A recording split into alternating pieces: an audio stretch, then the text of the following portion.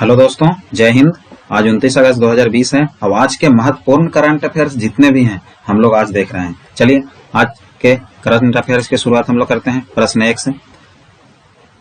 आज का प्रश्न 1 है, विज्ञान और प्रौद्योगिकी विभाग द्वारा STIP 2020 तैयार करने के लिए शुरू की गई सहभागिता श्रृंखला का नाम क्या है, बताना। STIP क्या है? तो STIP विज्ञान प्रौद्योगिकी और नवाचार नीति है। ठीक है दोस्तों, तो इसका सही जवाब जो है वो है option A, in conversion with. ये आपका राइट जवाब है। दोस्तों यहाँ पे बात किया गया है विज्ञान और प्रौद्योगिकी मंत्रालय का विभाग का, तो मैं आपको बताना चाहता हूँ स्वास्थ्य और परिवार कल्याण मंत्री, विज्ञान और प्रौद्योगिकी मंत्री, ये दोनों विभाग कौन संभाल रहे हैं? तो डॉक्टर हर्षवर्धन संभाल रहे हैं। दोस्तों अब विज्ञान की बात आया है तो 28 फरवरी 1930 को सबसे पहले 28 फरवरी 1930 को भौतिकी के क्षेत्र में सर्वप्रथम नोबेल पुरस्कार सीवी रमन को दिया गया था। उसी तारीख 28 तारीख को हम लोग कौन सा दिवस मनाते हैं? तो विज्ञान दिवस के रूप में मनाया जाने लगा है। ये बहुत इंपॉर्टेंट क्वेश्चन है, बहुत पूछे जाते हैं। राष्ट्रीय विज्ञान दिवस 28 फरवरी। चलें अब हम लोग बढ़ते हैं आगे मुख्य बिंदु की तरफ। दोस्तों यह विज्ञान प्रौद्योगिकी और नवाचार नीति STIP 2020 तैयार करने में DST और भारत सरकार के प्रधान वैज्ञानिक सलाहकार PSA के कार्यालय की प्रक्रिया का एक हिस्सा है। यह नीति का 5वां संस्करण है और यह मौजूदा नीति की जगह लेगा। चलें प्रश्न 2 है, किस मंत्रालय ने राष्ट्रीय GIS सक्षम लैंड बैंक प्रणाली शुरू की है? तो इसका राइट जवाब होगा ऑप्शन बी, वाणिज्य और उद्योग मंत्रालय। तो वाणिज्य और उद्योग मंत्रालय की बात चल रहा है तो ये है वाणिज्य और उद्योग मंत्री, साथ में रेल प्रभार भी संभाले हुए ये आपका पीयूष गोयल जी। और पीयूष गोयल जी के पहले किनके अंडर में था ये? तो सुरेश प्रभु जी के अंदर में था। दोस्तों स्वास्थ्य मंत्री और विज्ञान व प्रौद्योगिकी मंत्री डॉक्टर हर्षवर्धन है। गृह मंत्रालय अमित शाह के स्वास्थ्य मंत्रालय जो यहाँ पे दिया गया है तो यह है डॉक्टर हर्षवर्धन के अंडर में है। ठीक है, और गृह मंत्री कौन है? तो आपका अमित शाह जी हैं। सूचना और प्रौद्योगिकी मंत्री, कानून एवं न्याय मंत्रालय भी इनके अंडर में है। वो कौन है? तो रविशंकर प्रसाद जी हैं। चलें अब क्वेश्चन मुख्य बिंदु देखते हैं हम लोग। आज का मुख्य बिंदु जो है वो है GIS सक्षम लैंड बैंक सिस्टम का प्रोटोटाइप। यह निवेशकों को औद्योगिक भूमि और संसाधनों की उपलब्धता के बारे में वास्तविक समय की जानकारी प्राप्त करने में सक्षम बनाता है। यह परियोजना शुरू में 6 राज्यों के लिए शुरू की गई है और दिसंबर 2020 तक सभी राज्य और केंद्र शासित प्रदेश में विस्तार कर दिया जाएगा। चलिए प्रश्न नंबर 3 की ओर बढ़ते हैं हम लोग। आज का प्रश्न 3 है, किस ऑटोमोबाइल निर्माता ने भारत में वर्चुअल रेसिंग चैंपियनशिप शुरू की है? तो आपका सही जवाब है option A, Volkswagen motor sports India. दोस्तों ये वॉक्सवैगन मोटर स्पोर्ट्स इंडिया जो है एक जर्मन कार उत्पादक कंपनी है जिसका मुख्यालय जो है वोल्क्सवर्ग में है।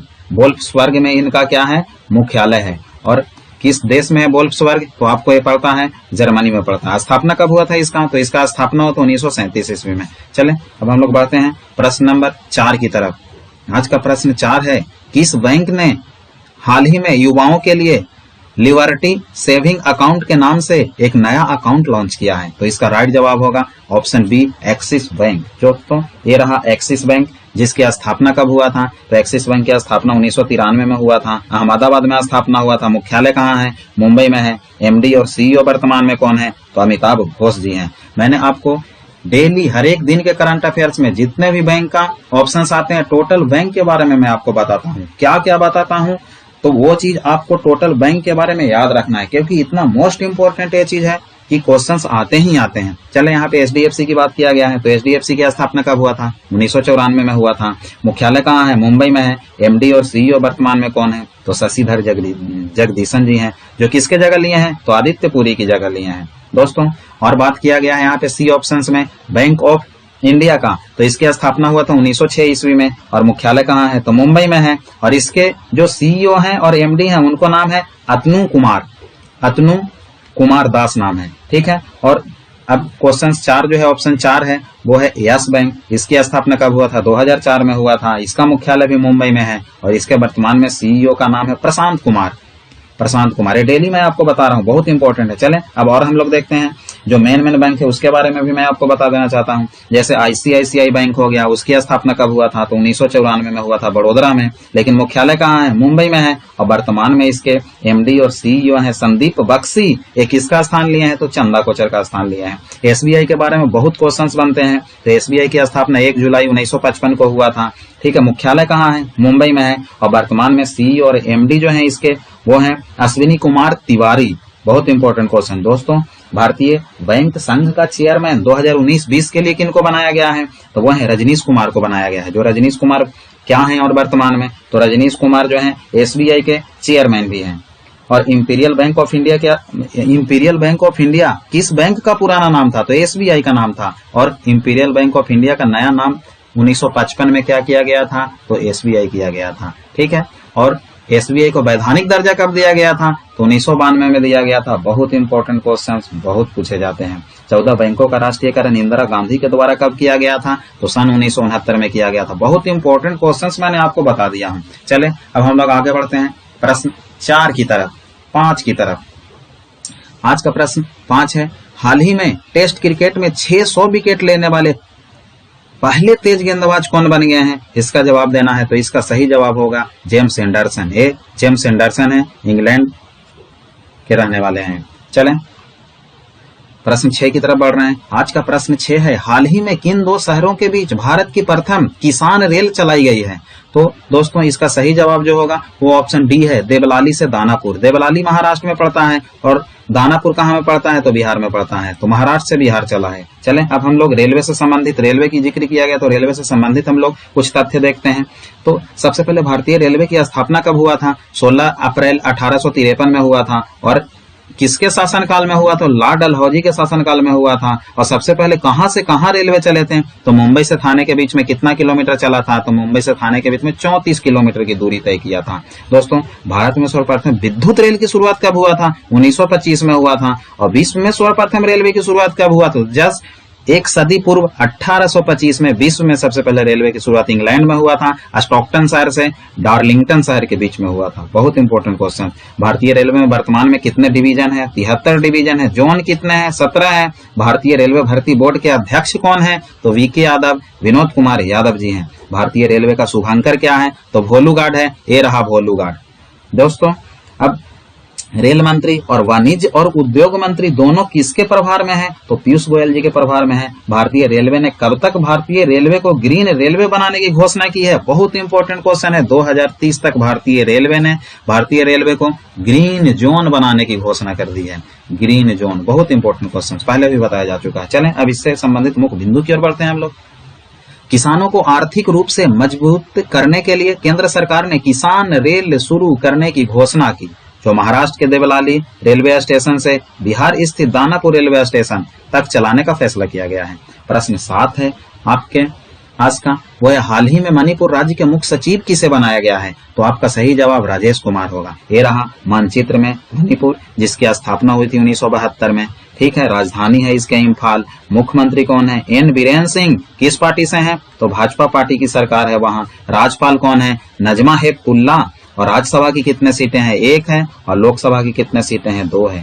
दोस्तों एक इंपॉर्टेंट जो क्वेश्चंस बनते हैं मणिपुर से वो बनते हैं, नागा और कुकी जनजाति का संबंध किस राज्य से है? तो नागा और कुकी जनजाति का संबंध आपको मणिपुर से है। और चलें किबुल लमजाओ राष्ट्रीय उद्यान, जो विश्व का एकमात्र तैरता हुआ राष्ट्रीय उद्यान है, वो किस राज्य में है? तो मणिपुर में है। ये भी बहुत इंपॉर्टेंट क्वेश्चन।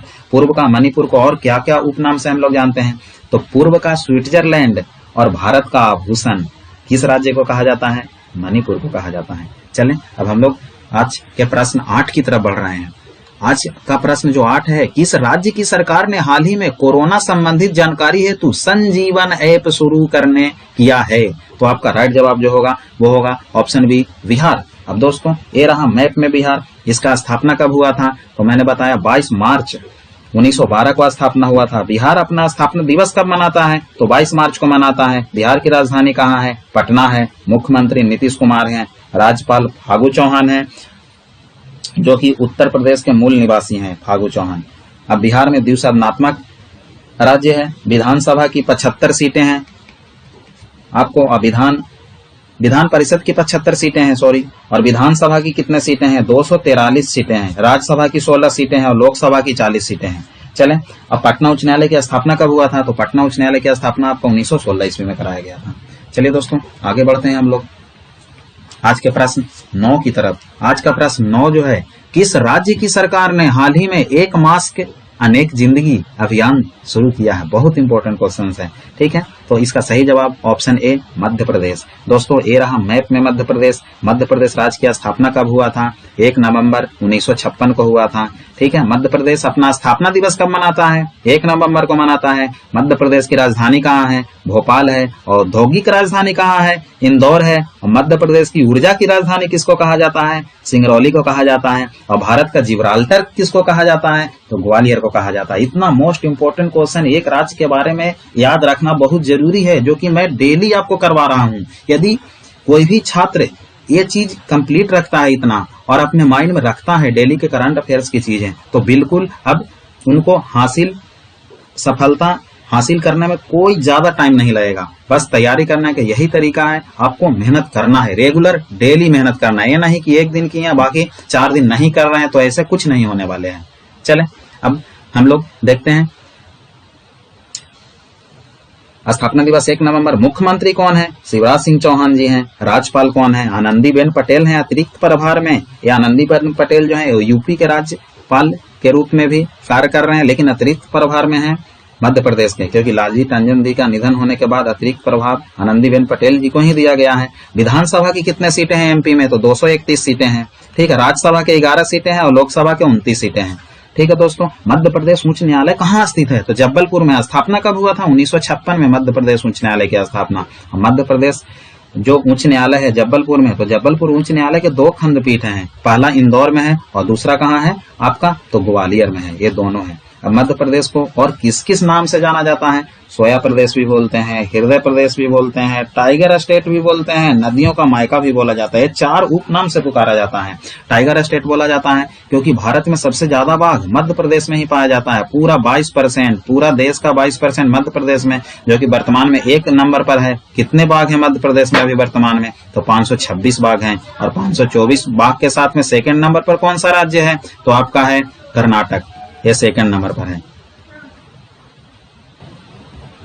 अब मध्य प्रदेश का राष्ट्रीय पशु क्या है? बारहसिंगा है। राष्ट्रीय पक्षी क्या है? दूधराज है। और राष्ट्रीय खेल क्या है? तो मल्लखंभ है। चलें, अब आज का प्रश्न 10 की ओर हम लोग बढ़ रहे हैं। आज का प्रश्न 10 जो आपके स्क्रीन पर है वो है, हाल ही में क्रिकेट द्रोणा नामक पुस्तक किसने लिखी है? ठीक है, तो इसका जो राइट जवाब है आपका ऑप्शन डी, आनंद बासु। ये है, ये रहा आपके पुस्तक। चलिए, अब कल के लिए जो होमवर्क के रूप में आपको क्वेश्चंस दिया जा रहा है वो है, हाल ही में किस बीमा कंपनी ने किसानों के लिए बहुत जरूरी है नामक अभियान शुरू किया है? इसका ये होमवर्क के रूप में आपको क्वेश्चन दिया जा रहा है। इसका फास्ट जवाब आपको देना है, ठीक है। अपने चैनल पर कमेंट करके बताना हो। जिन छात्रों का सबसे फास्ट कमेंट आएगा नेक्स्ट डे के करंट अफेयर्स में उनका नाम पुकारा जाएगा, ठीक है दोस्तों। तो अब हम लोग देखते हैं कल के क्वेश्चंस क्या थे, वो हम लोग देखते हैं। दोस्तों 28 अगस्त को जो होमवर्क के रूप में क्वेश्चंस दिया गया था वो था, हाल ही में grandparents bags of stories नामक पुस्तक किसने लिखी है? तो इसका सही जवाब था सुधा मूर्ति। और सबसे सही और सबसे फास्ट जवाब जिन छात्रों का आया है वो बिहारी कोचिंग क्लासेस के मेहनती और परिश्रमी छात्र नीलेश मौर्य, इनका बिल्कुल राइट जवाब आया है, वो सबसे पहले जवाब आया है। तो आप बिल्कुल जवाब फास्ट देने की कोशिश करें और तेजी से जवाब देने की कोशिश करें। दोस्तों मैंने आप लोगों को डेली बता रहा हूं कि आप बिल्कुल पढ़ाई करने के लिए एक रूटीन बना लीजिए और उस रूटीन के अनुसार पूरा दिन अचीव करने में लगा दीजिए। जैसे सबसे पहले आपको सब्जेक्ट स्टार्ट करना है तो किससे? करंट अफेयर से स्टार्ट करना है। जितना भी मैं करंट अफेयर से लिखा रहा हूँ उतना बिल्कुल काफी है, उससे ज्यादा आपको करने की कोई आवश्यकता ही नहीं है, ठीक है। यदि आप ऐसे करते हैं तो जब पेपर रहेगा तो उसके बाद पेपर के टाइम आपको कुछ करने की भी जरूरत नहीं है, न देखना है करंट अफेयर्स, न कुछ करना है। इतना आप यदि दिमाग में माइंड में रखेंगे तो आप जाएंगे वहां तो कन्फर्म रिजल्ट होंगे। दोस्तों अब